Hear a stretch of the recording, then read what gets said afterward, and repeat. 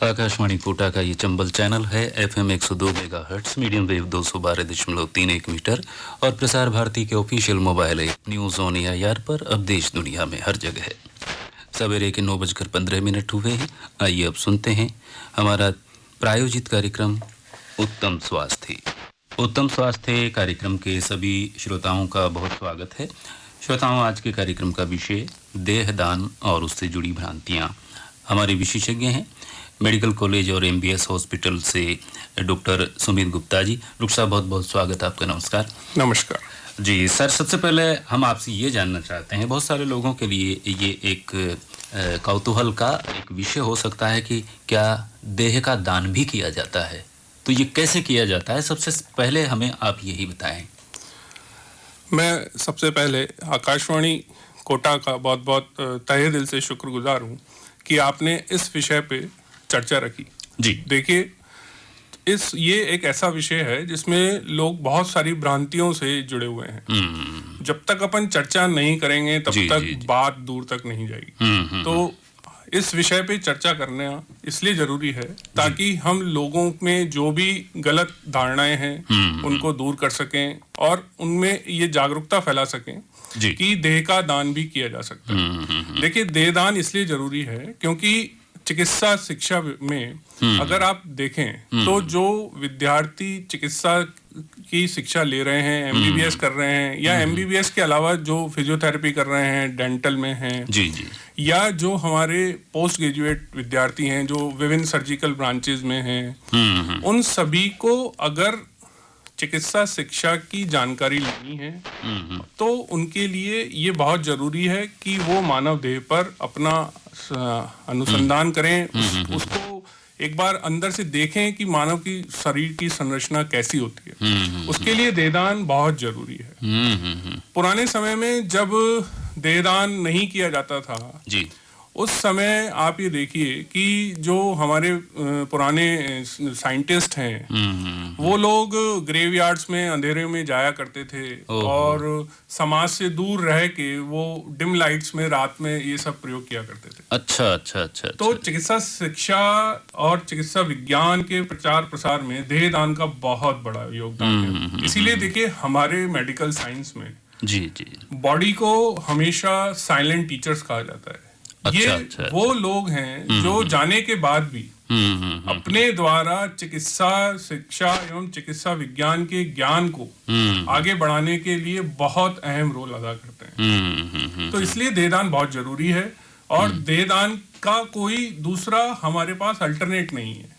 ऐसी कोई भी चीज नहीं है जिससे आप देहदान को रिप्लेस कर सकते। तो इसलिए देहदान बहुत जरूरी है। अच्छा, अब 2-3 चीजें मेरे दिमाग में चल रही हैं। आपने कहा कि जो प्रयोग किए जाते हैं, जो मानव शरीर की संरचना और उसमें विभिन्न बीमारियां किस तरह से मनुष्य के शरीर को नुकसान पहुंचाती है, ये जांचने के लिए, इस पर काम करने के लिए, इस पर अनुसंधान करने के लिए मनुष्य का शरीर होना ज़रूरी है। अच्छा, तो हमारे देश में कुछ ऐसी सांस्कृतिक जो हमारी परंपराएं हैं उनके अनुसार से मानव का मृत शरीर आसानी से उपलब्ध नहीं होता है। विदेशों में क्या स्थिति है आपकी जानकारियों के अनुसार? देखिए, मैं आपको फिर से बोलता हूँ कि ये जो देहदान है ये विदेशों में या देश में अगर आप कहीं भी बात करें, सारा जो दायित्व है वो उन लोगों का है जो दुनिया में जिंदा रह गए। क्योंकि जो व्यक्ति जा चुका है वो भले ही अपनी कितनी भी इच्छा जाहिर करे, उसकी उस अंतिम इच्छा को पूरा करना उसके ब्लड रिलेटिव्स का, उसके घर वालों का कर्तव्य होता है। विदेशों में भी ये देखिए कि देहदान जो होता है, बॉडी डोनेशन जो है, उसके लिए सब जगह एक्ट बने हुए हैं। उन एक्ट्स के तहत सब जगह देहदान होता है और विदेशों में भी देहदान अब समय के साथ साथ काफी बढ़ चुका है। पहले पूरे वर्ल्ड में, पूरे विश्व में इस चीज को लेके काफी भ्रांतियां थी, लोग नहीं दान करते थे।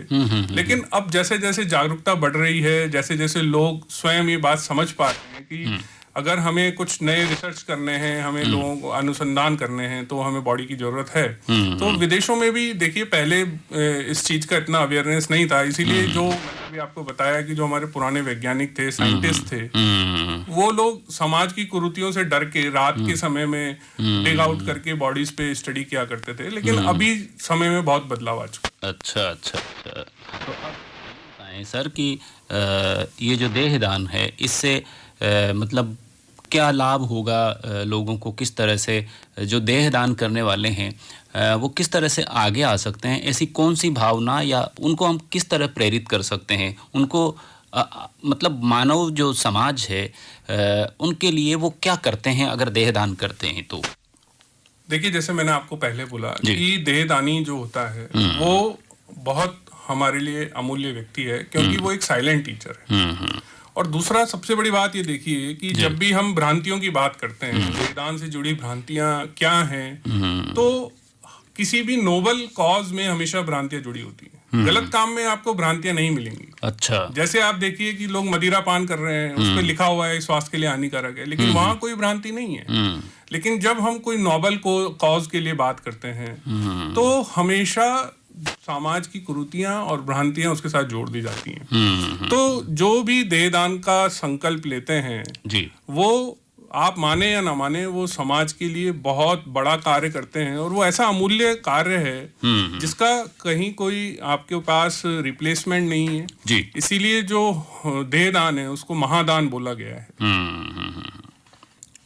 अच्छा, अब सवाल ये आता है कि कोई व्यक्ति अगर देहदान करने का इच्छुक है, वो उसे लगता है कि मैं मरने के बाद मेरा शरीर उन अनुसंधानकर्ताओं के लिए उपयोगी साबित हो जो इसके आधार पर मानव जाति को और जो स्वस्थ समाज है उसमें अपना योगदान दे सके, मेरा मृत शरीर, तो उसे क्या करना होगा, किस तरह से, कहाँ जाकर, और ये घोषणा करनी होगी, कोई घोषणा पत्र भरना होगा उसे, या क्या करना होगा कि उसकी मृत्यु के बाद में उसकी देह को मेडिकल कॉलेज को दान कर दिया जाए?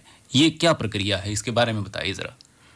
हाँ, देखिए कि हाल ही में जी 2 अगस्त को राज्य सरकार द्वारा एक परिपत्र जारी किया गया है। अच्छा, उस परिपत्र में राज्य सरकार ने ये बिल्कुल क्लियर दिशा निर्देश दिए हुए हैं कि कोई भी व्यक्ति जो देहदान करना चाहता है उसके पास 2 तरीके हैं। पहला तरीका तो ये है कि वो जीते जी एक हमारे पास प्रिस्क्राइब्ड देहदान फॉर्म है, वो फॉर्म आप किसी मेडिकल कॉलेज की वेबसाइट से डाउनलोड करके उसको भर के और उस चिकित्सालय महाविद्यालय के एनाटॉमी या शरीर रचना विभाग में आप भेज सकते हैं। डाक द्वारा भेज सकते हैं, ईमेल द्वारा भेज सकते हैं, लेकिन उसके लिए एक अतिरिक्त फोटो की जरूरत होती है।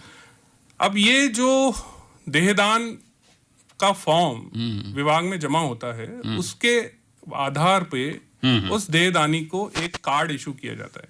अच्छा, देखिए आपको मैं एक बहुत बड़ी बात बोलना चाहता हूँ कि ये जो कार्ड है, ये कार्ड का जो उपयोग है वो ये है कि उस कार्ड से देहदानी के जितने भी निकट संबंधी हैं वो हमेशा इस बात को याद रखें कि आपको उस देहदानी की अंतिम इच्छा का सम्मान करना है, इसीलिए उस व्यक्ति के पास वो कार्ड है। क्योंकि देखिए जब भी किसी भी व्यक्ति की मृत्यु हो जाती है तो उसके बाद उस बॉडी के ऊपर अधिकार सिर्फ उन रिश्तेदारों का है जो वहां उपस्थित हैं। दूसरा जो तरीका है वो ये है कि कई बार ऐसे भी हमारे पास व्यक्ति आते हैं जिनके माता पिता अपनी अंतिम इच्छा जाहिर करते हैं कि भाई मुझे देहदान करना है, लेकिन वो किसी कारणवश फॉर्म नहीं भर पाए हैं। तो उसके लिए भी अभी राज्य सरकार ने जो गाइडलाइंस जारी की हैं उसमें एक परिपत्र दिया है जो कि उस व्यक्ति के जो ब्लड रिलेटिव्स हैं, जो निकटतम संबंधी हैं, उनके द्वारा भरा जा सकता है और उसके आधार पर आप जो है बॉडी डोनेशन या देहदान कर सकते हैं। तो देहदान की प्रक्रिया राज्य सरकार द्वारा बहुत ही आसान और लचीली बनाई गई है। इसमें किसी भी तरीके का कोई कानूनी पेच नहीं है, आपको कोई पुलिस से एनओसी नहीं लेनी होती, किसी प्रकार का कोई एफिडेविट नहीं बनवाना पड़ता। ये सिर्फ सादा कागज पर एक एप्लीकेशन है जी। और दूसरा जो मैंने बताया कि जब आप एक अतिरिक्त फोटो लेके स्वयं अगर देहदान की घोषणा करने आते हैं तो उसके आधार पे कार्ड बना के दिया जाता है। तो आपको यहाँ देखिए बात ये समझनी है कि सिर्फ फॉर्म भर के प्लेज ले लेना ये काफी नहीं होता है, क्योंकि इसका अंत में जो एग्जीक्यूशन है, जो उस चीज को अमल में लाएगा, वो व्यक्ति है जो उस देहदानी के बाद रह जाता है, जो उसके परिजन होते हैं। तो ये एक साधारण सी प्रक्रिया है जिसके आधार पर आप ये घोषणा कर सकते हैं कि उनकी मृत्यु के बाद उनकी देह को दान कर दिया जाए, ताकि पढ़ने वाले बच्चे हैं, शरीर विज्ञान के जो स्टूडेंट्स हैं उनके काम आ सके। तो ये एक इसका उद्देश्य होता है। श्रोताओं, अगर आप चाहते हैं कि इस कार्यक्रम में आपके मन में भी कोई सवाल आ रहा है और आप पूछना चाहते हैं कि मैं इस विषय से जुड़ा हुआ मेरा ये जिज्ञासा है, तो आप ज़रूर फ़ोन करिएगा। हेलो। हाँ, नमस्कार सर। जी नमस्ते, स्वागत है कार्यक्रम में आपका। हाँ, मैं चित्रलाल मरमिट बोल रहा हूँ, ग्राम पालिया, तहसील अटरू, जिला बारा से। हाँ चित्रलाल जी, बोलें, बताएं। हाँ, मेरा एक बड़ा प्रश्न तो ये है कि कोई देह दान करता है तो उसको उसकी वो देह शांत होने का कितने घंटे तक वहाँ पहुँचना चाहिए होता? जी डॉक्टर साहब, बड़ा अच्छा सवाल आया। चित्रलाल जी, बहुत बहुत धन्यवाद। देखिए, वैसे तो पूरे 24 घंटे में देखिए इंसान की कभी भी मृत्यु हो सकती है, उसका कोई समय नहीं है ना जी। तो लेकिन जो है, हम अगर स्टाफ की बात करें, हमारे कॉलेज की विभाग की बात करें, तो एक जो आइडियल समय होता है वो सूर्योदय के बाद और सूर्यास्त से पहले माना जाता है। लेकिन ऐसा कुछ भी नहीं है। अगर कभी भी कोई भी व्यक्ति मृत्यु हो जाती है और उसके रिलेटिव फोन करते हैं या हमें सूचना देते हैं, तो हम उसको उसी समय पूरा गाइडेंस देते हैं। अगर देखिए गर्मियों का समय होता है तो हम चाहते हैं कि बॉडी मृत्यु के 5 घंटे से 6 घंटे के अंदर अंदर चिकित्सा महाविद्यालय के एनाटॉमी विभाग में पहुंच जाए, और अगर सर्दियों का समय है तो 2-3 घंटे डिले किया जा सकता है। और कई बार ऐसी परिस्थितियां बनती हैं कि देखिए, चूंकि ये एक बहुत ही शोक का समय होता है, दर्द भरा समय होता है, तो लोग इंतजार करते हैं सारे परिजनों का, रिश्तेदारों का इकट्ठा होने में। तो ऐसे समय में या तो अगर गर्मियां हैं तो आप देह को बर्फ की सिल्लियों पे घर पे रख सकते हैं। तो घर पे आप जो बर्फ की सिल्लियां हैं उसको लाके उसके ऊपर भी देह को रख सकते हैं, जिससे 3-4 घंटे समय बढ़ाया जा सकता है। निकटतम एरिया में कोई मॉर्चरी है तो आप वहाँ पे भी ले जाके उस बॉडी को प्रिजर्व कर सकते हैं, क्योंकि देखिए उसका जो मुख्य उद्देश्य है वो यह है कि हम बॉडी में कीटाणु पैदा होने से उसको रोक सकें। क्योंकि हमें बॉडी अगर प्रिजर्व करनी है तो अगर वो समय पे मिलेगी तो ही हम उसको उपयोग में ले पाएंगे और उसमें केमिकल इंजेक्ट करके उसको लंबे समय के लिए काम में ले सकेंगे। ये है कि मैंने देह दान कर रखा है। जी सर। अच्छा, आपने घोषणा कर रखी है।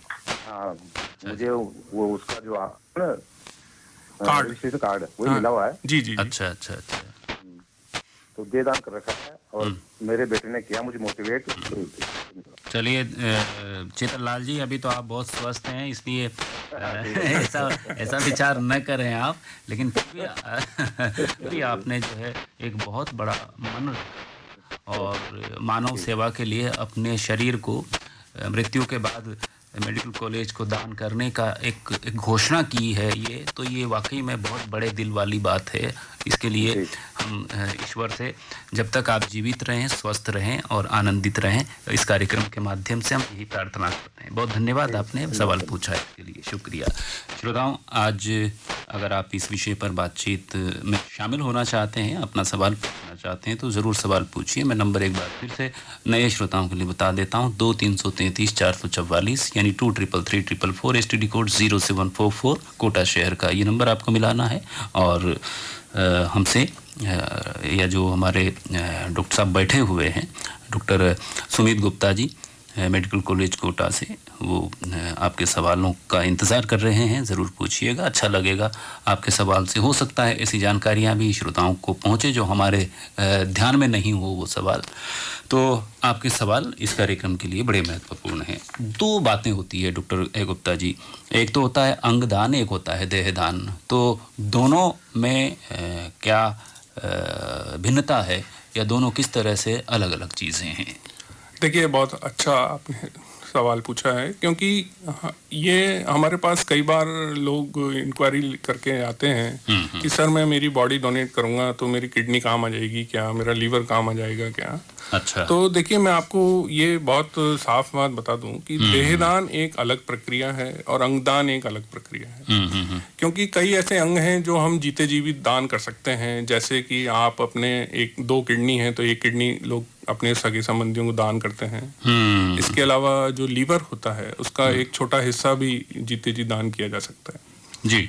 परंतु ऐसे बहुत सारे टिश्यू हैं जो कंप्लीट डेथ के बाद जो है दान किए जाते हैं, जैसे कि आंखें हैं, बोन्स हैं, है ना, कई बार त्वचा जो स्किन है वो भी जो है दान की जाती है, लेकिन उसके लिए कंप्लीट डेथ के बाद वो होती है। इसी तरह से जब हम अंगदान में दूसरे अंगों की बात करते हैं, जैसे हार्ट है, पैंक्रियाज है, तो उसमें एक शब्द बहुत कॉमन है, उसको हम बोलते हैं ब्रेन डेथ। अच्छा। तो ब्रेन डेथ का मतलब ये होता है कि ऐसा व्यक्ति जो बहुत लंबे समय से जो है किसी इस तरीके की ब्रेन की बीमारी से ग्रसित है, जो वहां से वो वापस नहीं आ सकता, जैसे बहुत सीवियर हेड इंजरीज होती हैं, ब्रेन हेमरेजेस होते हैं, तो वो चिकित्सक अगर ये घोषणा करते हैं कि नहीं ये व्यक्ति ब्रेन डेड है और अब इसके वापस आने की कोई संभावना नहीं है जी, उस समय उसके जो निकटतम संबंधी होते हैं वो उस व्यक्ति के जाने का जो दुख है, जो दर्द है, उससे बाहर आने के लिए एक नॉवल कॉज के लिए अगर अंगदान करते हैं तो उसका वो जो दुख है वो कम होता है, क्योंकि वो ये गर्व फील करते हैं कि हमने एक व्यक्ति जो जा रहा था उसके जाते जाते इतने सारे दूसरे जो जरूरतमंद लोग हैं उनकी हम जान बचा पाए। तो अंगदान जो है वो एक अलग प्रक्रिया है, और देहदान जो है उसमें हम जब बात करते हैं बॉडी डोनेशन की तो हम रिसर्च वर्क के लिए जब बॉडीज लेते हैं जी, तो हमें उसमें किसी भी प्रकार का शत विकसित नहीं होना चाहिए, क्योंकि उसको प्रिजर्व करने में भी दिक्कत आती है। और दूसरा ये है कि जो बच्चे जो एमबीबीएस कर रहे हैं, जो शुरुआती दिनों में मेडिकल साइंस में आते हैं, वो पूरा संरचना को as a complete as a whole study करते हैं। तो अंगदान एक अलग प्रक्रिया है, उसका एक अलग प्लेज होता है, और देहदान एक अलग प्रक्रिया है, उसका एक अलग से प्लेज होता है। तो ये लोगों में बड़ा कंफ्यूजन है कि हमारे पास जब भी लोग आते हैं बोलते हैं सर हमारी किडनी किसी के काम आ जाएंगी क्या अगर हम देहदान करते हैं। अच्छा। क्योंकि देखिए इन ऑर्गन्स का यूज तभी है जब ब्लड सर्कुलेशन चल रहा है। तो जो ब्रेन डेड व्यक्ति होता है उसमें खून का जो सर्कुलेशन है वो मेंटेन रहता है, तो उसकी किडनीज काम कर रही हैं, उसका हार्ट काम कर रहा है जी, है ना, लेकिन वो ब्रेन डेड है, यानी वो वापस नहीं आ सकता, वो आर्टिफिशियल जो सिस्टम है उस पे है। तो उस दौरान अगर सगे संबंधी इस तरीके का कदम उठाते हैं तो वो ऑर्गन डोनेशन किया जा सकता है। एक और कॉलर जी जी उनसे बात करते हैं। हेलो। हेलो। हाँ नमस्कार, स्वागत है कार्यक्रम में। हाँ साहब, कोटा से तरुण से राधेश्याम चित्तौड़ा आज कर रहा था। हाँ चित्तौड़ा जी, बहुत स्वागत कार्यक्रम में, बोले। हाँ, डॉक्टर साहब से जानना चाह रहा था मैं जनहित में। हाँ जी जी। देहदानी की अगर प्रतिक्रिया कोटा में अगर होती है, जो लिखा पढ़ी होती है, जो कोटा में अगर होती है, और अन्य शहरों में 400-500 किलोमीटर दूरी पर अगर मान लो कोई सी डेड बॉडी मान लो वहाँ मृत्यु हो जाने के बाद में वो क्या करे और किस तरीके से अपनी बॉडी को। और दूसरा प्रश्न ये था, कौन कौन सी बीमारियां अगर ऐसी खतरनाक है इसके कारण देहदान नहीं कर सकता। जी जी जी, बहुत ही आपने दोनों। तीसरा छोटा सा क्वेश्चन और था सर, क्या आप लोग सर्टिफिकेट देते हैं तो सर्टिफिकेट देने के बाद जनता को सजेस्ट करें कि अपने ड्राइंग रूम में सजा करके इस तरीके से उस सर्टिफिकेट को रखा जाए ताकि जनता की भावना इस तरीके से आगे प्रेरित हो सके। देखिए पहले मैं आपका जो रेडियो पर सुन रहे हैं, धन्यवाद। हाँ जी, जो आपने पहला सवाल पूछा कि अगर 400 किलोमीटर दूर कहीं किसी की मृत्यु हो जाती है तो देखिए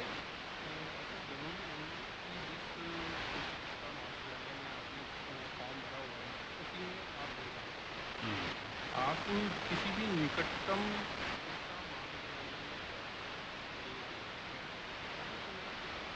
कि आजकल जो अभी हाल ही में राज्य सरकार ने राजस्थान में जो हमें गाइडलाइन जारी की हैं उसमें एक पार्ट 2 जो है उसमें क्लियर कट ये लिखा हुआ है कि जो लोग देहदान नहीं फॉर्म भर पाए हैं या उनके जो नेक्स्ट टू किन होते हैं यानी जो सगे संबंधी हैं और वो अगर आपकी अंतिम इच्छा पूरी करना चाहते हैं तो वो निकटतम किसी भी चिकित्सा महाविद्यालय में जाकर वो जो पार्ट 2 है जो कि रिश्तेदारों द्वारा भरा जाता है उसको भर के और देदान दे सकते हैं। ऐसा कोई जरूरी नहीं है कि आप कोटा के रहने वाले हैं तो आप चिकित्सा महाविद्यालय कोटा में ही दे दें।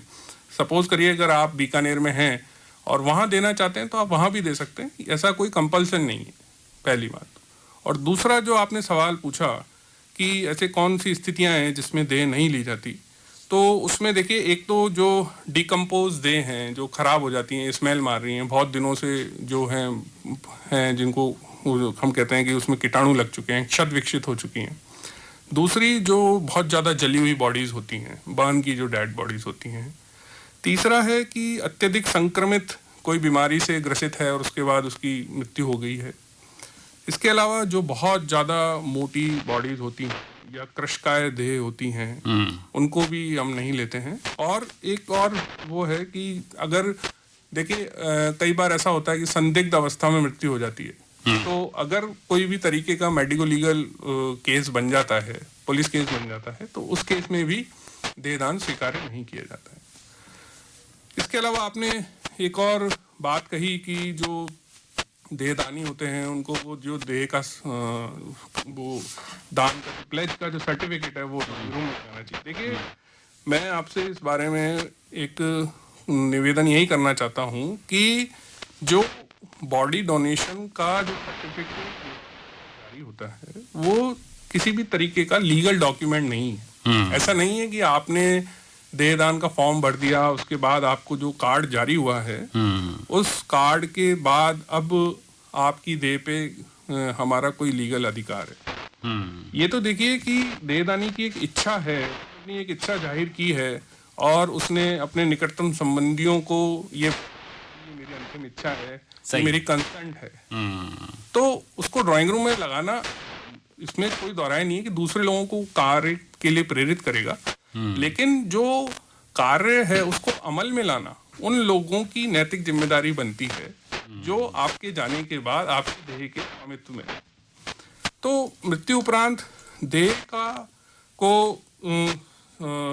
मेडिकल कॉलेज तक पहुंचाना आपके सगे संबंधियों की बहुत बड़ी जिम्मेदारी होती है। और मेरा ये मानना है कि जो व्यक्ति देहदान कर रहा है उसके सगे संबंधी जब देह को लेकर तो बहुत गर्व महसूस करते हैं, क्योंकि देखिए ये बहुत दर्द का समय होता है, लेकिन उस दर्द को कम करने में ये चीज़ बहुत बड़ा रोल अदा करती है, क्योंकि समाज में आप एक बड़ा मैसेज देते हैं, आप एक बहुत अच्छे नॉवल कॉज के लिए ये काम करते हैं। तो इसलिए जो हमेशा लोगों को ये कहते हैं कि सिर्फ देहदान का फॉर्म भरना सब कुछ नहीं है, देह को विभाग तक लाना वो बहुत वो भी समय पर लाना जरूर। जी हाँ ना।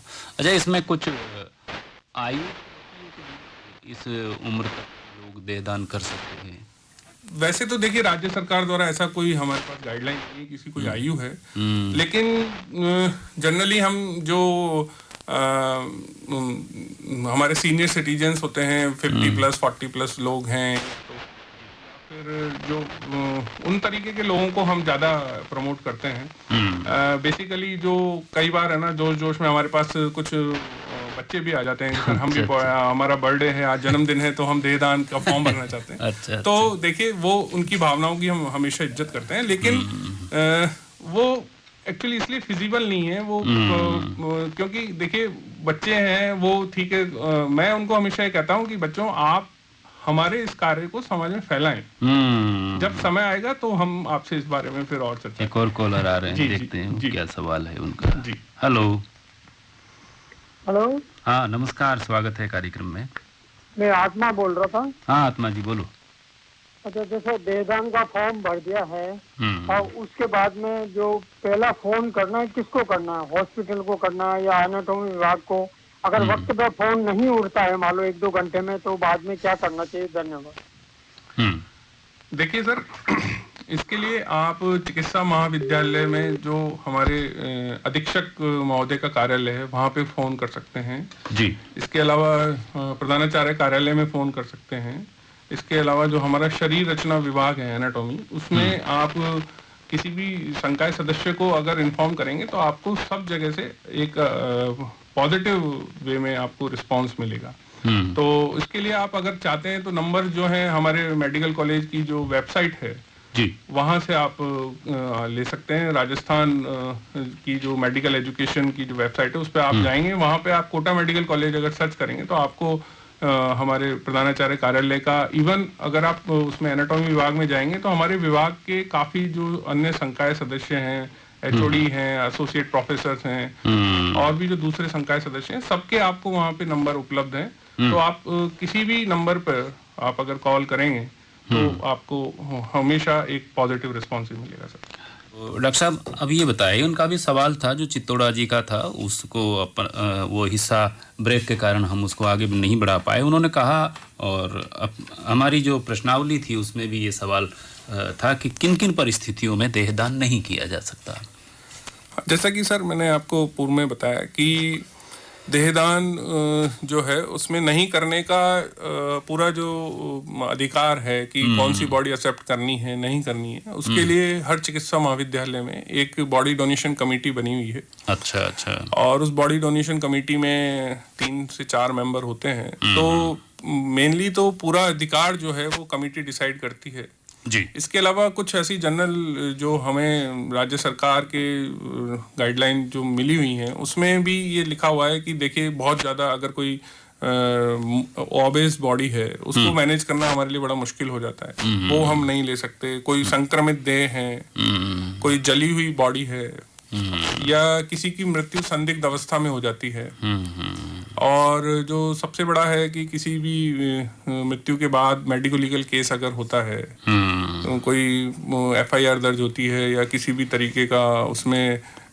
जो है संदिग्ध अवस्था में या कोई पॉइजन से डेथ हो गई किसी की, तो वो सब जो कारण हैं सब कारणों में देह जो है जनरली स्वीकार नहीं की जाती। तो इसको लेने के बाद में किस तरह प्रिजर्व किया जाता है? हाँ, देखिए देह को लेने के बाद सबसे पहले उसको कीटाणु रहित किया जाता है, और फिर जो है नसों की सहायता से उसमें जो है केमिकल्स का घोल होता है जिसको हम एम्बाल्मिंग फ्लूइड कहते हैं। अच्छा। वो जो है इंजेक्ट किया जाता है, जिसमें फॉर्मेल्डिहाइड होता है, ग्लिसरीन होते हैं, और भी दूसरे स्पिरिट वगैरह होती हैं। तो उसको डालने से जो है बॉडी जो है लंबे समय काम आती है। अच्छा। उसमें कीटाणु पड़ने की संभावना खत्म हो जाती है और जो है हम उसको प्रिजर्व कर पाते हैं। अच्छा, एक चीज हम पहले कुछ जो परंपरागत तरीके थे और कहते हैं कि मिस्र में और यहाँ पर कुछ अलग तरह को लंबे समय तक रखा जाता था। आप ये देखिए कि मिस्र की जहाँ आपने बात की तो वहाँ एक हम प्रोसेस देखते हैं जिसको हम बोलते हैं कि बॉडीज को ममी में कन्वर्ट कर देते हैं। जी। तो ममी में हम भी ममी बनाते हैं, लेकिन वो जो ममीज होती हैं वो बिल्कुल जो है बॉडी के अंदर जो फैट होता है, जो वसा होता है, वो पूरी तरह से उसमें से खत्म हो जाता है, और वो जो है वो बच्चों के, हमारे मेडिकल स्टूडेंट्स के काम आता है। तो ममी बनाने का कार्य सभी चिकित्सालय महाविद्यालयों में भी किया जाता है। अच्छा होता है। जी। तो ममी तो जो एक बहुत ही होता है। अच्छा, कुछ भ्रांतियों के बारे में भी हम चर्चा करें, जो समय बचा है हमारे पास 8 या 9 मिनट का समय अब शेष है, तो किस तरह की भ्रांतियां हैं लोगों में? पहली भ्रांति तो क्या कहें, मन नहीं होता होगा लोगों का कि वो चाहें कि भाई उनके परिजन का शरीर इस तरह से उनके अंगों को काम में लिया जाए। ये जो अभी तक ये जो लगाव है, ये जो एक भावनात्मक लगाव है परिवारों का, इसको हम किस तरह से एक नई दिशा दे सकते हैं और लोगों को प्रेरित कर सकते हैं? वो कौन सी बातें हो सकती हैं?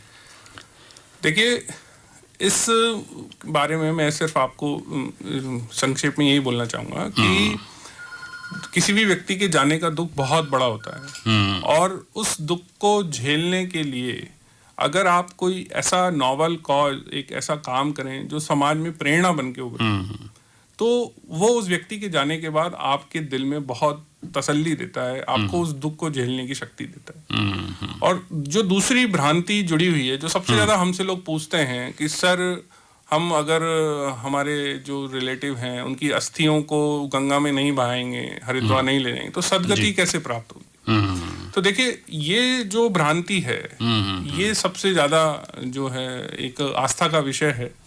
और मैं इस बारे में सिर्फ यही बोलना चाहता हूँ कि देखिए, आपको ये सिर्फ आपकी आस्था से जुड़ा हुआ है, तो अगर आप चाहें तो जब भी आप देहदान करें तो उस समय आप उस मृतदेह के नाखून या उसके कुछ जो बाल हैं वो अपने साथ रख सकते हैं, क्योंकि देखिए ये एक प्रतीकात्मक प्रक्रिया होती है, तो ये एक आस्था का विषय है, तो उसको आप ले जाकर आगे की जो भी अपनी समाज की क्रियाएं हैं वो पूर्ण कर सकते हैं। तो हम इसलिए लोगों को ये बोलते हैं कि ऐसा नहीं है कि जो है आप किसी भी तरीके की भ्रांति में आकर देहदान ना करें। जी जी जी जी। एक कॉलर और जुड़ना चाह रहे हैं। हेलो। हेलो। हाँ नमस्कार। जितेंद्र बोल रहा हूँ ज्ञाननगर से। हाँ बोलो साहब, सवाल पूछो साहब आप। मैंने कहा इसकी इंफॉर्मेशन कोई टोल फ्री नंबर होना चाहिए। ऐसा तो क्या है, हॉस्पिटल में उस टाइम पे दुख के समय पे कोई भी इतना होता, टोल फ्री नंबर होना चाहिए, मतलब प्रचार कोई भी सूचना दे सके इसकी, इसलिए हाँ रेडियो पे प्रचार होना चाहिए। रेडियो से तो कर ही रहे हैं सर हम, आप देख रहे हैं 1 घंटे से यही काम कर रहे हैं। ये नहीं, एक टोल फ्री नंबर हो, 181 होता है, 180। टोल फ्री नंबर तो ऐसा है ना कि ये कोई हर आदमी तो सूचना नहीं दे सकता ना उसकी, ये तो परिवार वालों की इच्छा पर निर्भर करता है। परिवार वाले ही मतलब हाँ जबान पे हो, हाँ ऐसा टोल फ्री नंबर हो तो वो अच्छा बेहतर होगा। अच्छा अच्छा। तो चलिए आपका सुझाव डॉक्टर साहब सुन रहे हैं। डॉक्टर साहब, टोल फ्री नंबर की मांग हो रही है एक श्रोता की तरफ से कि देहदान के लिए एक कोई राज्य सरकार या मेडिकल कॉलेज चिकित्सा विभाग कोई टोल फ्री नंबर रखे ताकि ये इस तरह की सूचनाएं समय पर दी जा सके। देखिए, इसमें मैं जो भी हम देहदान कार्ड इशू करते हैं विभाग से, उस कार्ड के पीछे आपको 3 से 4 नंबर लिखे हुए पूर्व में मिलेंगे। तो कार्ड के पास समस्या आती है। जितेंद्र सर, मैंने इसीलिए शुरू में निवेदन किया कि आपके जाने के बाद आपकी इच्छा को पूर्ण करना उन लोगों की जिम्मेदारी बन जाती है जो हमारे समाज में रह गए। तो देखिए, आप जब देहदान कार्ड लेके आते हैं तो अभी थोड़ी देर पहले एक श्रोता ने कहा कि सर उस कार्ड को ड्राइंग रूम में लोग लगाएं सर्टिफिकेट को।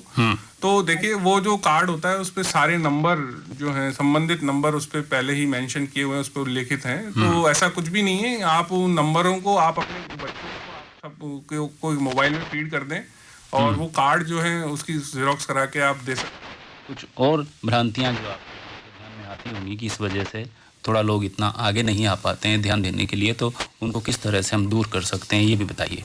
देखिए, कुछ लोगों को ये भ्रांतियां होती हैं कि देहदान करने के बाद देह का क्या होता है। तो देखिए, मैं आपको एक इसमें बात बताऊं कि देहदान के बाद देह का जितना यूज कर सकते हैं, मैक्सिमम उपयोग वो किया जाता है। इवन अगर मैं आपको बात करूं तो जो हमारे पास डिसेक्शन होता है, जो हम विच्छेदन करते हैं बच्चे, और डिसेक्शन के बाद जितने भी अंग बचते हैं उनको म्यूजियम के स्पेसिमेन में बना के म्यूजियम में लगाया जाता है, जिससे आने वाले जो बच्चे हैं, स्कूल के जो हमारे पास बच्चे आते हैं, उनको हम उनके सारे ऑर्गन्स जो हैं अलग अलग जार में दिखा सकते हैं। इसके अलावा जो हमारे पास लिम्स बच जाते हैं, उन लिम्स को बरीड करके और उनमें से अस्थियां निकाली जाती हैं। अच्छा। ताकि वो अस्थियां भी बच्चों को अनुसंधान में काम आ सकें, उन पे वो अध्ययन कर सकें, उनके ऊपर पढ़ाई कर सकें। आज के विषय पर अगर आपको ऐसा लगता है डॉक्टर गुप्ता जी की कुछ बातें छूट गई हैं या बातचीत में नहीं आ पाई तो जरूर कहिए। देखिए, मैं अंत में सिर्फ कुछ 2-3 बातें ही कहना चाहता हूँ कि तो अगर आपके दिमाग में कोई भी भ्रांति है जी, तो वो भ्रांति को रख के देहदान का अगर आप कार्य कर रहे हैं तो उसको ना रोकें। तो मैं आपसे सिर्फ एक ये निवेदन है कि आप कृपया कोई भी तरीके की अगर भ्रांति है तो चिकित्सा महाविद्यालय के में पधारें, आपका स्वागत है, आपके सभी सवालों को जो है वहाँ पे दूर किया जाएगा। और दूसरा जो सबसे बड़ी बात है कि देखिए, अच्छा काम जब भी हम करने जाते हैं हमेशा समाज में उस काम से संबंधित भ्रांतियां पहले पैदा हो जाती हैं। गलत काम के लिए कभी कोई भ्रांति नहीं होती। तो अगर आप अच्छा काम कर रहे हैं और उस काम को करने में कोई भी अगर आप बाधा महसूस कर रहे हैं, आपको लग रहा है कि नहीं ये काम में ये एक अटकन है, तो उन अटकलों को दूर करने के लिए आप कृपया विभाग में पधारें और आप अपनी जो भी शंकाएं हैं उनको वहाँ दूर करें। तो श्रोताओं, आज के उत्तम स्वास्थ्य कार्यक्रम में हमने चर्चा की देहदान और उससे जुड़ी भ्रांतियों के संबंध में। डॉक्टर सुमित गुप्ता जी, बहुत बहुत धन्यवाद आपका। Thank you. आप सभी श्रोताओं का इस कार्यक्रम को सुनने और फोन करने के लिए बहुत धन्यवाद। अब आज के कार्यक्रम से हमें अनुमति दीजिए। नमस्कार।